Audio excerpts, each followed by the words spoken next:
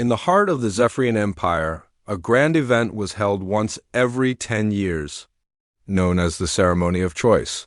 It was the day when noble alien leaders and warriors from across the galaxy arrived to choose a royal bride. It was a tradition that brought peace, power, and new alliances. The ceremony was full of color, music, and celebration. But this time, something was different. Princess Alira stood at the center of the royal stage, wearing a long silver robe that shimmered softly in the sunlight. Her skin had a pale, bluish tone like the moonlight, and her soft purple eyes looked down, unsure. She was the youngest of the royal daughters and the only one not yet chosen by a suitor. One by one, her sisters had been selected, matched with powerful alien rulers from distant star systems, but when it came to Alira, no one stepped forward. The silence in the hall was painful. One noble leaned close to another and whispered, "She's too quiet, too delicate, not fit for a warrior." Another scoffed, "She looks too much like a human. Strange eyes, soft nature, no fire." Their words weren't loud, but Alira heard them. Her heart sank. She had always felt different, not just because of her appearance, but because of the way she thought. She didn't enjoy power games or royal pride. She liked books, learning about other worlds, and walking in the gardens alone. She had hoped someone might choose her for who she was, not just for her royal title, but now it was clear no alien suitor wanted her. At the edge of the royal court, among the guests stood a human. He was not tall like the warriors. He wore no glowing armor. His clothes were simple, just a dark blue jacket with the Earth insignia on the chest. His name was Jack, an aide to Earth's ambassador. He had only come to observe, not to take part, but the moment he saw Alira standing alone, he couldn't look away. Jack had seen many alien cultures, strange creatures, and proud leaders. But there was something different about her, something honest in her quiet face, something pure. He didn't see a weak princess. He saw someone who didn't belong in a world full of pride and cold tradition. And then, without thinking too much, Jack stepped forward. The crowd gasped. Every eye turned to him. Even the Empress, who sat on the high throne, leaned forward in surprise. "Who are you?"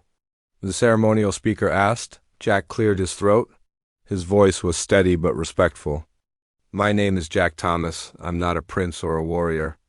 I'm just a man from Earth, but I see the princess has not been chosen, so I choose her." A wave of murmurs and whispers spread through the court like a storm. "Is this a joke?" One alien leader growled. "A human?" another said. "He has no title, no status. This breaks every rule."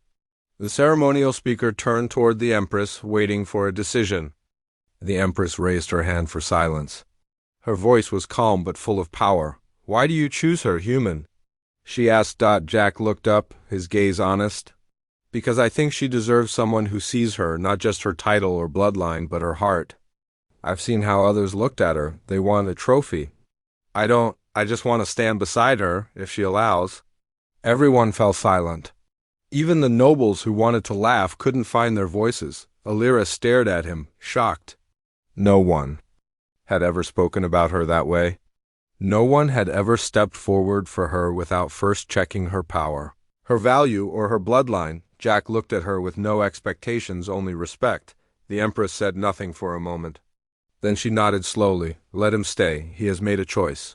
The rules allow any suitor to come forward, even from outside our kind. Let this path be tested." The nobles were angry. Some left in protest. Others stayed to watch the strange story unfold. That night, Alira sat in her chamber, thinking about everything that happened. Her sisters came to speak with her, confused and surprised. "Why would a human choose you?" One asked.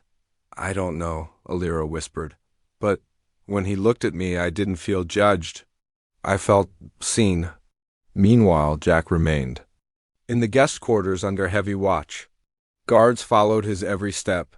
He knew he had broken a silent wall that no other human had dared touch, but he didn't regret it. Not even for a second. He sat by the window, looking at the stars above the Zephyrian capital. "I didn't do this for power," he whispered to himself. "I just didn't want her to feel unloved."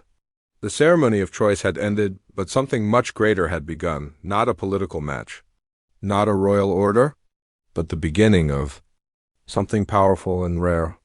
A human had stepped forward not for conquest, but for connection, and the galaxy would never forget it. The sun rose slowly over the tall crystal towers of the Zephyrian capital. Its light touched the rooftops, gardens, and the great palace that stood like a crown in the center of the city. Inside, the atmosphere was no longer calm. Something unusual had happened, and the entire palace was whispering about it. A human stepped forward, a court advisor said in disbelief. Yes, and he chose Princess Alira, another answered, lowering their voice. Servants talked about it in the hallways. Guards discussed it in their resting rooms. Even the cooks in the royal kitchen stopped their work to share the shocking news. It wasn't every day that a human challenged an age-old Zephyrian tradition. Princess Alira sat by the large garden window in her chamber, still trying to understand what had happened. She looked out at the peaceful trees, but her thoughts were far from calm. Why had he stepped forward? Why her? There had been many suitors before, strong, rich, respected aliens from all corners of the galaxy. Yet none of them had chosen her. And then suddenly this human named Jack had done what none of them dared. She didn't even know him. But in his eyes, she had seen something she had never seen before. Truth, not interest in power. Not pride. Just truth. He had looked at her like a person, not a title. There was a soft knock on her door. "Come in," she said quietly. Her mother, the Empress, entered the room with calm steps. She wore a long robe of deep blue and gold. Her presence was always strong and gentle at the same time. "You are quiet, daughter," the Empress said as she sat beside Alira. "I don't know what to think," Alira replied. "Why would he choose me? He's just a human." The Empress placed a hand on her daughter's shoulder. "That is a question only he can answer. But sometimes those who seem ordinary carry the strongest hearts. But the council is angry." I heard the nobles whispering. "They think this is shameful." The Empress nodded. "Yes, they fear change. But fear does not always mean something is wrong." Meanwhile, Jack walked through the royal garden, followed closely by 2 palace guards. Though he was not locked in a room, he was still under observation.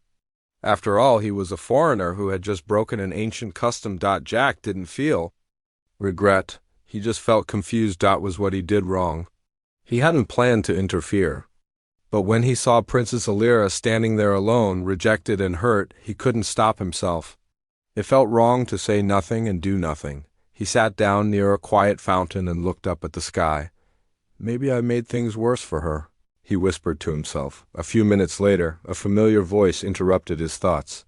"You look troubled, human." Jack turned to see an older alien man approaching. His skin was dark green, his robe filled with golden symbols. He was Elder Varn, a respected member of the High Council. "I didn't mean any disrespect," Jack said as he stood. Elder Varn studied him with sharp eyes. "Respect isn't only shown through silence. Sometimes the brave choice is the respectful one." Jack blinked. He hadn't expected kind words. "But your action has shaken the Empire," Varn continued. "Many think you are foolish. Others think you are dangerous." "Because I stepped forward?" Jack asked. "Because you didn't follow the rules?" Varn answered. "But rules are made by people, and people can change." Jack nodded slowly. "I didn't come here to change anything. I just didn't want her to feel unwanted. No one deserves to be left alone like that." Varn stared at him for a moment longer, then turned to leave. "Perhaps the galaxy needs more people like you?" Human. Later that day, Alira and Jack were brought together under the watch of palace staff. It was not a date or a royal match. It was more like an official meeting to observe how they interacted. Alira walked slowly toward the open garden path where Jack stood waiting. "Princess," Jack said with a respectful bow. "You don't have to bow," she said softly. "Just call me Alira." Jack smiled. "Then you can call me Jack." They walked side by side slowly under the tall glowing trees. The air was filled with the scent of strange flowers and the sounds of soft bird-like creatures. "Why did you really step forward?" Alira asked after a long silence. Jack looked at her carefully. I saw you were being left alone. Not because you were unworthy, but because they didn't understand you. That felt wrong, so I chose you. But you don't even know me, she said. Jack shrugged slightly. True, but sometimes you just see something in someone, and you know it's the right thing. Alira stopped and looked at him. You are different from the others. So are you, he replied. They smiled at each other, and for a moment it didn't feel like a human and a Zephyrian. It felt like two people who finally saw something good in each other. But not everyone in the palace was happy. In a tall chamber, a group of noble leaders met in secret. Their faces were serious, their voices low. A human cannot be allowed to change the ancient customs. He must be removed. What if the princess actually chooses him? We will lose influence. One voice, darker and colder than the rest, spoke at last. We will test him. The trial of worth. If he fails, he must leave. If he dies, no one will question it. The others nodded. That night, Alira looked at the stars from her window again. But this time she smiled softly. Someone had seen her. Someone had chosen her. Not for power, not for tradition. Just for being herself, but unknown to her. A test was being planned, one that would risk not just Jack's future, but both their lives. The morning came with a strange silence. Even the birds in the royal garden sang less than usual, as if they felt something serious was about to happen. A soft wind moved through the palace corridors, carrying with it a message of change. Princess. Alira woke early. Her dreams had been peaceful dreams of walking side by side with Jack under the stars. But that peace didn't last. A royal guard knocked on her door. The High Council has announced the trial of worth, the guard said. It is for the human. Alira's heart skipped a beat. A trial? What kind of trial? The ancient one, he said. The fields of purity. Jack was sitting in his room when the message came. Two guards entered, one holding a scroll. The council demands your presence. You are to face the trial of worth. Jack stood, confused. Trial? For what? To prove that your choice was not a mistake, one guard said. And if I refuse? Jack asked. Then your request to choose. The princess is cancelled, and you will be sent back to Earth. Jack paused. He had never faced a test like this. But something inside him, maybe pride, or maybe his feelings for Alira, told him he couldn't walk away. I'll do it. He said. The fields of purity were not far from the palace, but they felt like a world of their own. A strange energy surrounded the land. It was a sacred place, untouched by time. The sky above was always cloudy. The air filled with soft white mist. Legends said that only those with a clean heart and brave soul could make it through. There were no weapons allowed. No outside help. Just the trial taker and the field. When Jack arrived, a crowd had already gathered. Nobles, soldiers, even curious citizens stood behind safe barriers. The Empress sat in a special seat above them all, her expression unreadable. Alira stood beside her, her hands trembling. Let the trial begin, Elder Varn announced. The human will enter alone. He must follow the path of truth, show wisdom, and survive the 3 gates. Jack took a deep breath and stepped into the mist. Inside the fields, the air was quiet. Jack walked slowly, unsure of where to go. There was no map, no guide. But then, as he moved forward, a narrow path of light appeared before him. He followed it. Soon he reached the first gate, a tall stone archway with strange symbols on it. A soft voice echoed in the air. To pass, speak the truth. A lie will trap you forever. A ghostly image of Alira appeared in front of him, smiling. Why did you choose me? She asked. Jack blinked. Because I didn't want you to feel unwanted, the voice asked again, sharper this time. Why did you choose her? Jack looked down, then answered honestly. Because when I saw you, I saw someone who looked sad but kind. Someone who deserved more than silence. I didn't know if you would accept me, but I wanted you to feel seen. The gate opened. Jack moved forward, feeling slightly more confident, but the path grew darker, the mist thicker. He walked for what felt like hours before reaching the second gate. It was guarded by a strange beast, large, 4-legged, with glowing blue eyes. But the creature was limping, wounded. A new voice echoed. To pass, face danger. But kindness brings greater reward. Jack could run. He could avoid the creature. But he remembered what the legends said. These trials were not about power. They were about heart. So Jack knelt down slowly, showing no threat. He spoke softly, then reached for a nearby plant and tore off its wide leaves. He used them to stop the creature's bleeding. The beast watched him with calm eyes. Moments later, it stepped aside and the second gate opened. Back at the palace, Alira sat frozen in her seat. She watched the trial through the floating crystal screen that showed Jack's progress. Many around her expected him to fail. But she saw something different. He wasn't trying to win.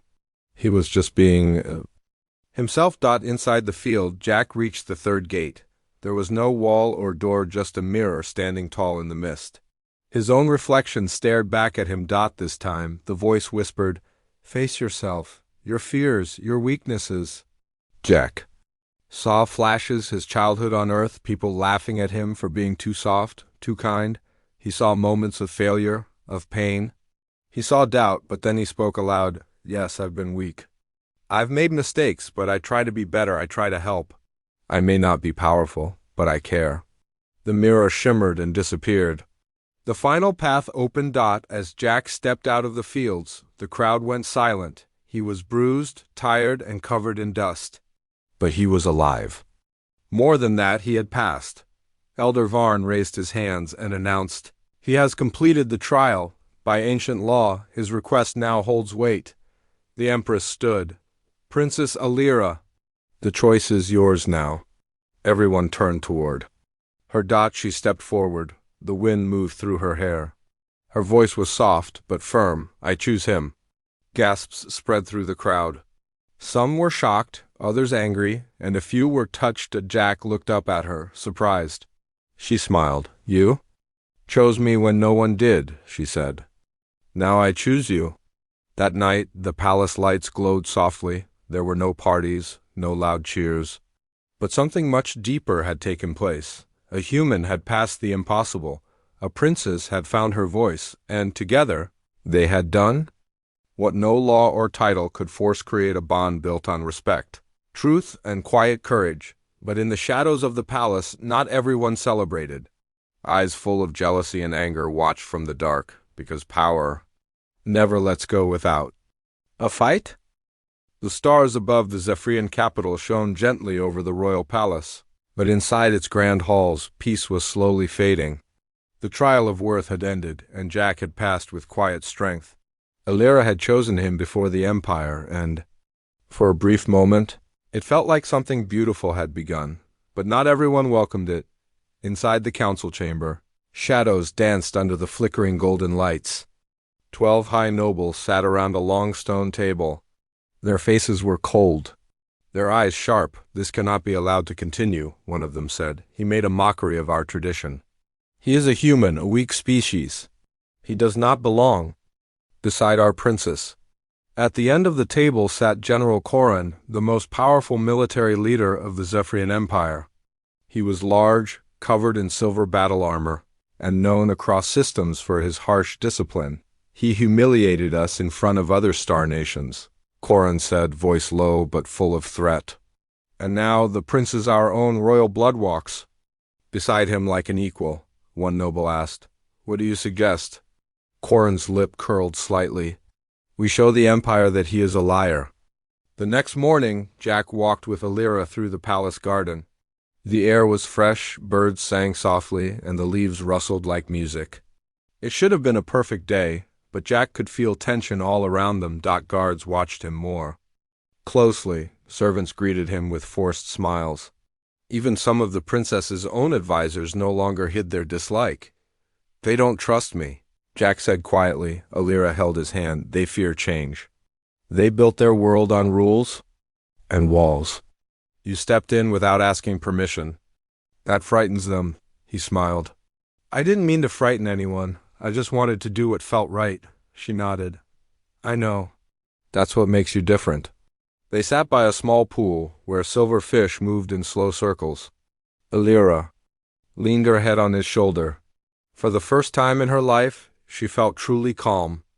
But far away, hidden eyes watched them from the shadows. Later that evening, an alarm rang across the palace. Servants ran. Soldiers gathered. Horns echoed through the air. Jack was taken by force from his room by the royal guard.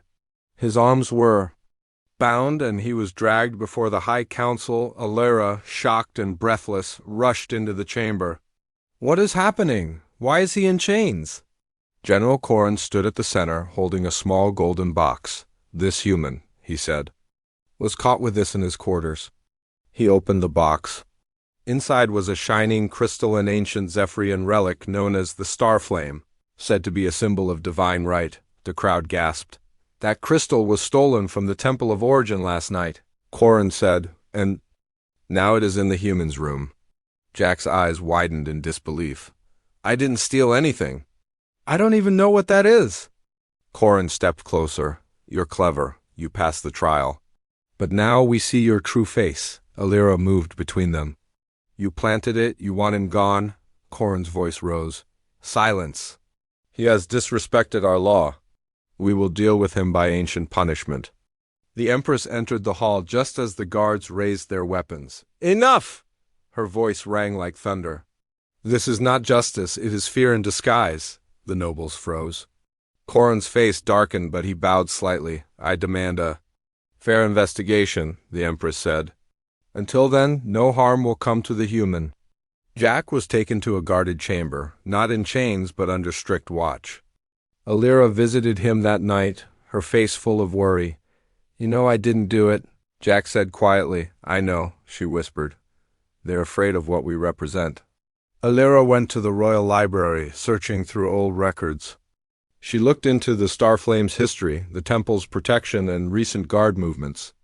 She spent hours missing meals and sleep. Finally, she found something strange. A guard named Tarnak, newly assigned to the temple only days ago, had ties to Corrin's private force. He was seen entering the palace late at night, the same time. The relic disappeared. She went to the Empress and showed her everything. "You're braver than most generals," the Empress said. "Now we must bring the truth forward." At the next council meeting, the Empress brought forward the evidence. Tarnak was questioned. Under pressure, he confessed. He had placed the crystal in Jack's room under Corrin's orders. The court was in shock. The High Council, once proud and confident, now sat in silence. Corrin tried to speak, but the Empress raised her hand. "You used lies to destroy a man who only showed us honesty?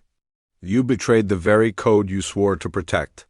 Corrin was removed from power, stripped of rank, and sent into exile. Later that day, Jack stood once again beside Alira on the palace balcony.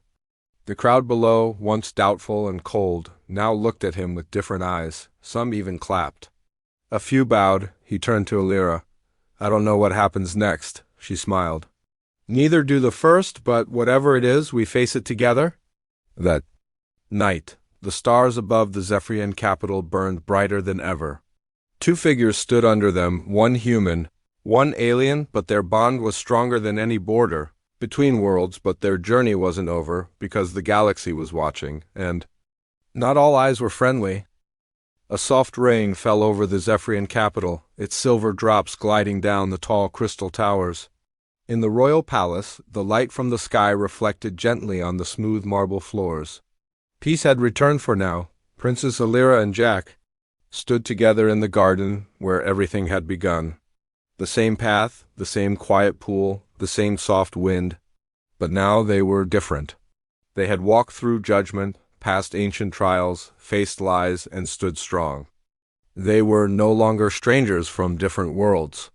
They were something much more. "You still think you don't belong here?" Alira asked with a soft smile. Jack chuckled, brushing some rain from his hair. "I don't know. I still feel like I'm dreaming." She looked up at him, serious now. "You didn't just change my life, Jack. You changed the way my people think." He paused. "I didn't mean to. I just didn't want you to be alone." Alira nodded slowly. That was enough to shake everything. News of the trial, the false accusation, and General Corrin's fall spread far beyond the palace. Across the empire, messages moved from planet to planet. From trading hubs to space stations, from small towns to royal cities, everyone was talking about the human who stepped forward and the princes who chose him. On Earth, too, news reached the Council of Nations. Some were shocked, others curious, but most agreed on one thing: this was a turning point. For decades, humans had been outsiders in galactic politics, always present but never central. That was about to change. Inside the palace, the Empress called a private meeting with Jack and Alira. "You've both faced great pressure," she began, her voice calm but full of strength, "and you showed what honor truly means. But the galaxy is still watching, waiting to see what we will do next." Jack sat quietly, listening. "There are leaders who believe this bond between you is dangerous." The Empress continued. "They fear it will make them weak. Others believe it could bring peace." She looked at them both. "I ask you now, not as your Empress, but as Alira's mother, are you ready to stand as one, no matter what comes?" Alira didn't hesitate. "Yes, I already have." Jack reached for her hand. "So have I." The Empress stood and smiled. "Then we will prepare. A new day is coming." A few days later, an important announcement was made. For the first time in Zephyrian history, a human would stand beside a princess as her chosen bond partner, not as a servant, not as a symbol, but as her equal. Not every noble was happy. Some even walked out of the royal hall in protest. But others stayed, some stood, a few even clapped. The Empress spoke to all. "This is not the end of tradition. This is the beginning of truth." The bond ceremony was simple, held under the night sky in the royal garden. Alira wore a silver dress that shimmered like moonlight. Jack wore a long robe gifted by the palace, stitched with symbols of Earth and Zephyra joined together. There were no loud fireworks, no shouts, just quiet words, gentle music, and a soft promise spoken between two hearts. "I saw you when no one else did," Jack whispered. "And I believed in you when everyone turned away," Alira replied. The bond was sealed. The moment was recorded and sent across systems. But with fame comes risk. In the far reaches of space, deep inside a dark warship floating near the Empire's border, a group of unknown leaders met in secret. A human standing beside royalty? One voice growled, "This will change everything." Another hissed, "If they open the gates to Earth, it will break the balance of power. What do we do?" The leader leaned forward, red eyes glowing in the dark. "We watch. And if needed, we strike." Back in the capital, life continued, but it was no longer the same. Jack began studying Zephyrian history, learning their customs, culture, and language. He spent time with scholars, listening more than speaking. He didn't try to act like he belonged. He worked to earn it. Alira, now more confident than ever, began speaking at diplomatic events. She talked about unity, trust, and change. People began to see her not just as the soft one or the quiet princess, but as a leader who could shape the future. Together they visited cities, schools, even farming colonies. They sat with ordinary people, listened to their hopes, and shared their story. One child asked Jack, "Are all humans like you?" Jack smiled. "No, but I hope more try to be." Then came an invitation from the Earth Council, a request for a formal visit from the Zephyrian royal family. It had never happened before. The Empress agreed. Alira and Jack traveled to Earth in a peaceful ship, with a small team of diplomats and guards. When they landed in the city of Solara Prime, thousands waited to see them. For the first time, aliens were not just visitors on Earth, they were family. The welcome was warm, the streets decorated, the flags of both worlds flying side by side. During a grand dinner, an Earth leader stood and raised his glass. "Once, we thought the stars were filled only with danger. But now, because of one human and one princess, we see something else: hope." Weeks passed. New trade routes were opened. New schools began teaching both Zephyrian and Earth cultures. Artists created songs and poems about their story. Soldiers from both worlds trained together for peacekeeping missions, but, above all, people began asking a simple question: what if our differences are our strength? One night, Jack stood alone in the palace garden again. The stars above were quiet and bright. Alira walked up behind him, placing her hand gently in his. "Do you ever wonder how this happened?" she asked. Jack nodded. Every day. She looked into his eyes. It started because you chose me, he smiled. No, it started because no one else did, and I couldn't let that be the end of your story, she leaned against him. Now it's the beginning of our story. And so, in a galaxy once ruled by fear, power, and cold tradition, something warm had bloomed. Not from weapons. Not from war, but from a quiet act of kindness, and a bond no one expected. A human stepped forward, a princess chose him, and the stars would never forget it.